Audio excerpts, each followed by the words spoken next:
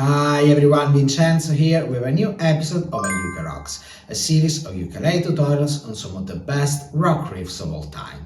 So if like me, you wanna rock out on the ukulele, you can't miss this one.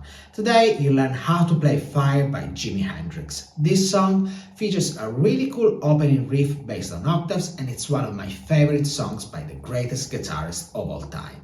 Having said that, let's get started. But before doing that, let me remind you to subscribe to the channel. I don't like to say these things, but it would really help me if you did, and it doesn't cost you anything. You start with fret 8 on the 3rd string, together with fret 11 on the 1st string.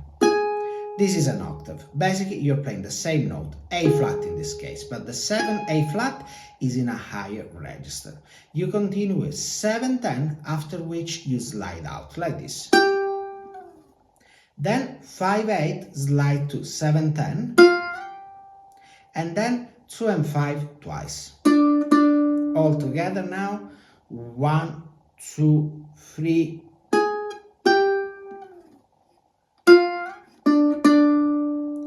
By the way, I'm counting to 3 because the riff starts on beat 4. Let's play it one more time. 1, 2, 3.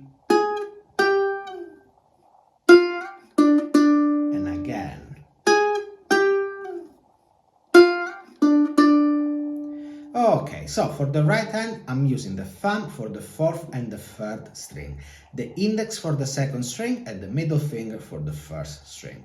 However, what I like to do when playing a riff like this is to use left hand muting. When using left hand muting, I strum all the strings of the ukulele, but let only the ones I need ring out. Like this, 1, 2, 3.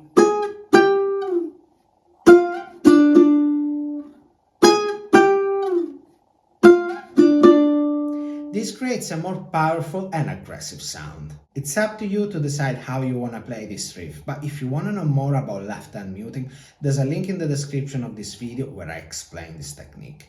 Give it a go because it's perfect for rock music. Now let's see what happens in the verse. You have this small riff.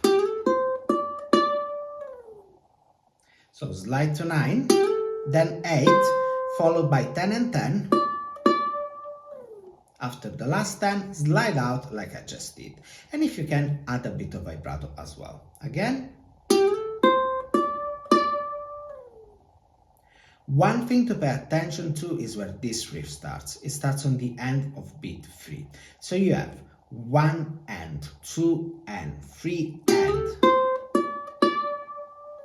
Let's play it one more time. 1 and 2 and 3.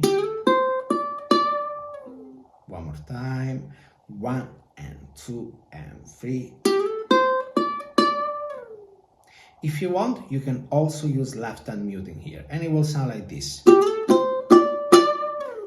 Okay, now let's see what happens in the chorus. In the chorus, you play D and C. There's a push on the C, which means the C is played a bit before the beginning of the 2nd measure. To be precise, it's played on the end of beat 4.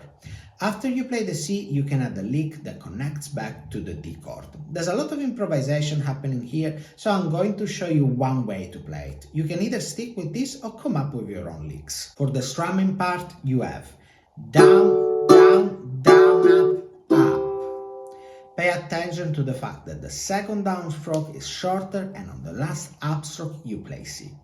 One more time, 3, 4. Again, 3, 4. Slowly, 3, 4. By the way, I'm using this shape instead of these more common shapes because it gives me better control over the strings. Then you have the lick, and it's this. So you slide to 7, then 5, 7 pull off to 5, and 7. All together, 1, 2. One more time, 1, 2. When you play it together with the chords, this is what you get. 3, 4. 1, 2. 1, 2. And again, 3, 4. 2, 1, 2. This is repeated 4 times, and then at the end of the chorus you just have a D chord which will slide out like this. Okay, now you're pretty much done with the song. Before the play along, let me tell you that the song has 2 more parts. One is a kind of a bridge, and this is the chord progression. For this, you can just strum once for each chord. The other part is the solo, which is based on the E minor pentatonic scale. This solo is a great example for learning how to improvise using the question and answer method.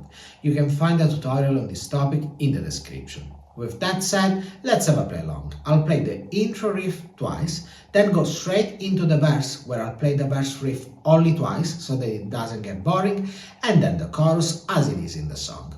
I'll be using left hand muting, but you don't have to. The tempo will be 150 BPM. So get ready, you're about to start playing.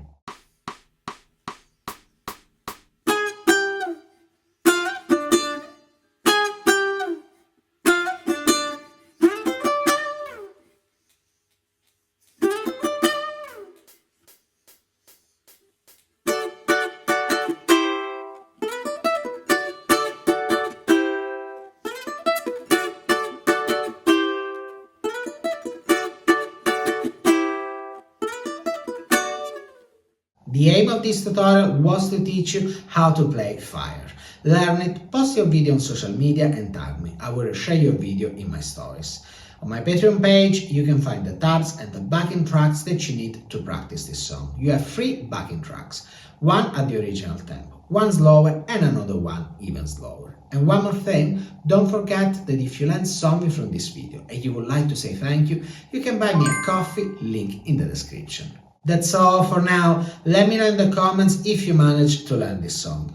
If you want help in your ukulele journey, take a look at my freebies in the description. I have free tabs, a chord chart, a guide, and even a free course. If you're into rock music, subscribe to my channel and follow the hashtag #ukerocks on Instagram. And don't forget to check out the series #ukerocks to learn how to play some of the most iconic rock songs on the ukulele. And if you have any suggestions for more rock tutorials, drop them in the comments. Having said that, thank you very much for watching and I'll see you next week. Ciao!